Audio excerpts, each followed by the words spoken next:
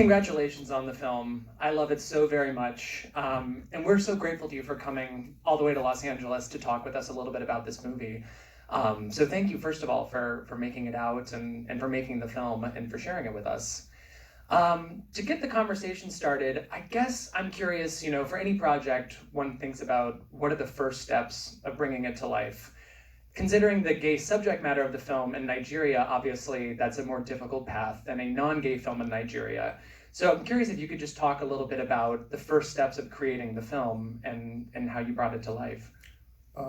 Thank you very much. Thank you everybody for coming to see the film. To make any film is quite very difficult, but again, I think this film started because I wanted to tell a story about Lagos. Initially it was supposed to be a love letter to Lagos, and then I reconnected with an old friend of mine because I attended the University of Benin and I live in the school hostel. So we have the hostel is quite very small. We have very very tiny spaces. So I was top bottom, and the friend was bottom.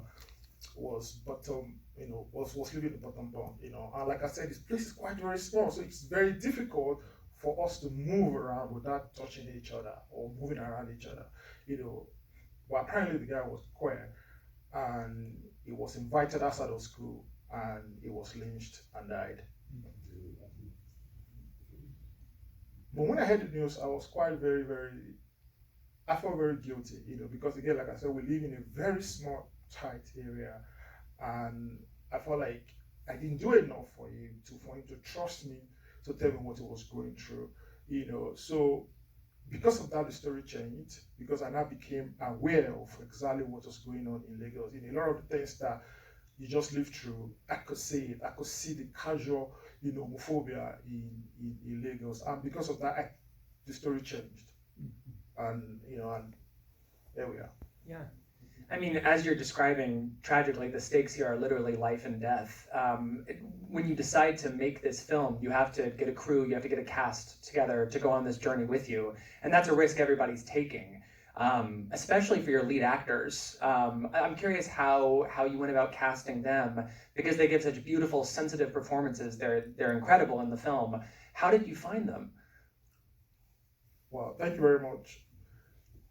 Apart from funding, I think casting for the film was the most difficult part of it, because again, we spoke to almost the entirety of Nollywood, and nobody wanted to take up the film. Suddenly they will develop a sickness, or suddenly they have to be on another project. If we ever had an actor he cancelled on us 4 days to shoot, But when I met, to be honest, I think I can't thank the actor enough, because as a director, I am by the camera. Nobody knows me, but their faces are there. People can see them, and I think it takes a whole lot of courage to decide to take such a role, And I think I really, really thank Mr. Tokwe Tedela, because the moment he got on board of the project, it became a whole lot easier to get other people, because he had to personally talk to some of those actors himself. Yeah. I mean, Nollywood is one of the largest film industries in the world, and to even, to be struggling at all to cast for this, I mean, really underlines the inherent courage, to use your word, of making the film. I want to circle back a little bit, though, to Lagos on screen, because you really do depict the city so lovingly and with such vibrancy. Can you talk about shooting so much of this film on location in the city? What were you trying to capture about the city, and was it a challenge to get all these shots out in the open? Yes, yes, it was. One of the things that really inspired me most in personally as an artist is my city. I didn't grow up in Lagos, right? So I grew up in a very very small village in Ekiti State. But again, I moved to Lagos, and then I discovered that is a city, and of course you get to meet a whole lot of people, a whole lot of different people, and it's so very easy to get lost in that, and I think Lagos has been captured so beautiful, by other films, but again, I felt like, that is not my Lagos, that's not the Lagos that I know, and I wanted a situation where I'm able to capture it through my eyes. And of course, if you notice throughout the film, we didn't use any drone shot, every single frame of the film is what is coming from a human perspective. If you've never been to Lagos before, if you see the film, it's going to probably feel like, oh, I've been here before. And of course, shooting Lagos was really crazy. Shooting any film in Lagos is crazy because we have the concept of people, the agbero, people coming to harass you while you're shooting. But again, shooting this particular film is actually, we have to be very, very delicate again because we're telling the stories of real life people, and the actor safety has to be put into consideration. So one of the things that we did was to plan like hell. I mean, you plan for film, but again, you have to plan everything to the last detail, and of course, because we didn't want a situation whereby the film is just situated in a house, because again, Lagos, I feel like it's like one of the main characters, to navigate those terrain, I mean, going with the mobile police is not just enough, you have to be very conscious, you have to be aware, and a lot of things got out of hand sometimes because we got arrested and we were chased by a madman. I want to follow up on that actually. Wait, so what other difficulties did you find when you were shooting on location like this, making this movie out in the open? Being harassed, the threat of criminalization, and yet you shoot a film that is so intentional with all of its images. It's almost as if you shot it on a soundstage in terms of the level of control you have in the camera. Was that difficult for you, capturing the shots that you wanted while dealing with a space that was very much alive around you and maybe not exactly wanting you to be making the film? I mean, it is really difficult. But again, I think one of the things that help is the fact that, we shot on location. And of course, we're shooting Lagos, so which means that we have to be very careful where we place the camera, and because I wanted it to be a situation whereby it feels very realistic, the city needs to come alive. And I don't know if you've ever been to Lagos before, but Lagos is a very, very dynamic city. It's so, the concept of personal space doesn't exist. Everybody gets into your business. So, and even when we're shooting on the street, we have a situation whereby people are looking at the camera, and because we wanted to avoid that, so we have to find the best time to shoot, and of course, shoot in a way that it doesn't attract so much attention. So, I mean, it's a low budget film, really, but again, we had to cut down on the crew when we're going outside, by probably going myself, the DOP, and the producer, and then just, running around and trying to get the shots that we want. Yeah. There's 5 things you just said I want to ask you about, specifically involving the cinematography and the camera work in the film. But I'll start, it's not what you meant, but when you said people looking into the camera, it was making me think about not just the shots that bookend the film, but shots throughout the film of the actors in close-up or medium close-up where they're looking directly into the camera. Can you talk a little bit about that choice? Because it does seem very deliberate.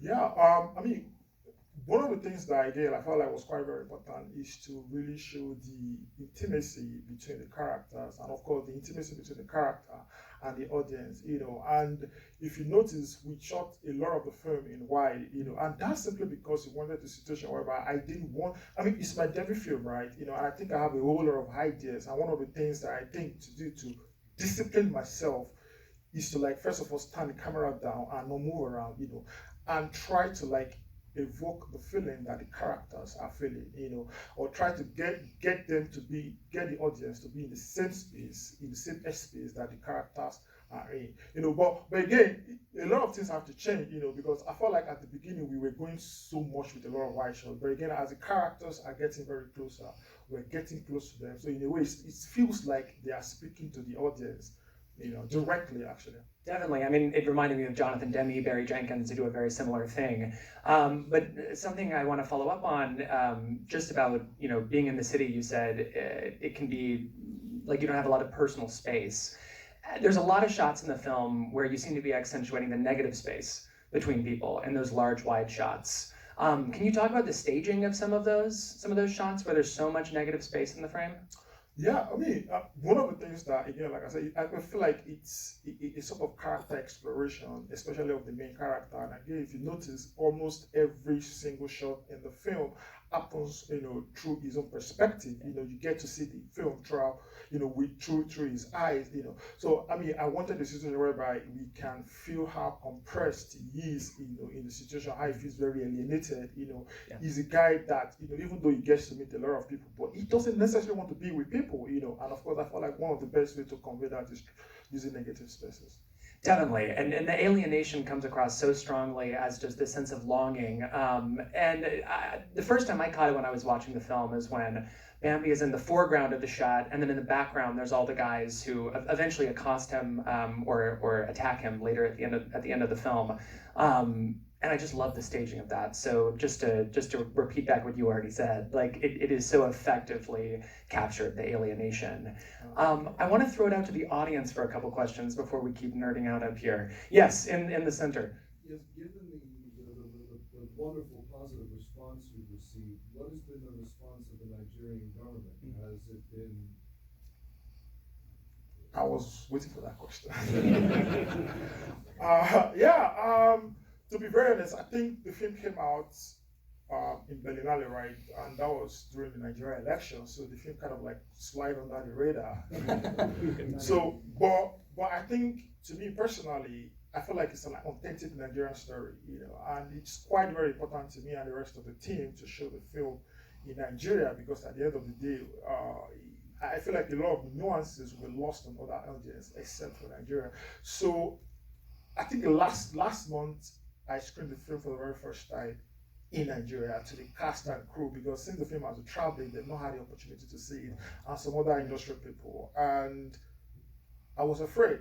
I've been on the stage of Berlinale, but I don't think I was as afraid as I was, screening the film to them, because again, it feels like the litmus test to test everything. And a lot of the intimate moments, they were laughing. And I felt very sad, because I was like, oh my God, I did not remember making a comedy film, But again, it occurred to me during the moderation that is how Nigerians react to uncomfortable situations. We laugh, and then it makes sense, and I think that it doesn't exactly matter what the Nigerian government does, it's for the Nigerian people, and we just have to figure out a way to get it to them. Yes, over here on the left. So, based on what I saw, how hostile is the situation for LGBT people there?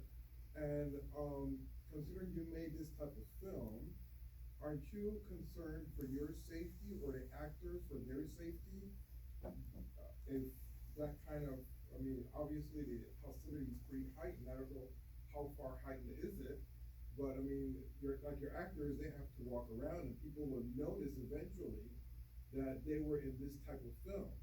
What do they feel about that whole situation? And yourself as well, your personal safety, having made this movie. Well, personally, I ran away from Nigeria. I'm in the UK currently. But no, I'm kidding. No, I think the level of violence against queer people in Nigeria is probably equal to what it gets in the rest of the world, And it's just a danger of a single story, We don't get them to be afraid for their life. I think, of course, naturally you'll be afraid of life, but I don't think it's that bad or that terrible, even though right now we still don't know the people's reaction to it yet, about how they're going to react to it. But again, I do not expect there to be such hostility. Of course, there will be a couple of people that would be an idiot, probably be like idiots. But I think for the majority of people, they're probably going to see it as them acting. Nigerians are not stupid, they're actors, And I think the majority of the problem is even going to go back to the community itself, not even the actors, because there seems to be like, okay, what exactly are you guys doing? Are you trying to promote this? But I think fair enough, the actors are itself. I hope so, actually. Any other questions from the audience? Please, right there. First of all, thank you so much for the movie. I grew up in Lagos, Nigeria, and it's a pleasure to see my city on screen. Can you please talk to us about how you chose the various locations? I see the National Theater, I see Bawa Square, a lot of places. Can you talk to us about why you chose those particular spaces? Thank you very much. Sorry, what's your name? Julius Tokeni. Nice to meet you, Julius. This is so amazing. One of the things that was quite very important to me, again, like I said earlier, was to capture Lagos, the way I feel like Lagos has never been captured. And due to the situation of shooting in Lagos that I mentioned earlier as well, I think it has stop a lot of people from capturing Lagos in a sense. So again, we tend to like situate our films indoors and do not want to explore the city for itself, So that was one of the first things I felt like I was going to change with the film. I was going to go out there, even with a low budget. I was going to figure out a way to shoot at a lot of the places that I personally visit sometimes to get my creative juice going on. And I feel like it also worked with the story because as a photographer, you tend to like have eyes for picture. I mean, you have to have eyes for picture for you to be a photographer. And I think the character of Bawa will have gone around the city maybe a couple of times and know specifically that these are the places I want to be because they are like probably the most artistic place in the city. So it was just quite very easy to choose those places. Like you mentioned, the National Theatre. I love the National Theatre. I think it's like one of the greatest edifices in the world, not just in Lagos. And it's just an honor to shoot there. In the back, in the mask. Hello, I'm Bill, and I first of all wanted to thank you for the inexorable degree of courage, of frankness, and of the expansive time that you took to create a work of art that unfortunately shows the disdainment of how we, whether it is in the continent of Africa or still in America, of how we are prisoners within our own minds and our own bodies, of not being able to truly live as who we are. An African problem. Thank you.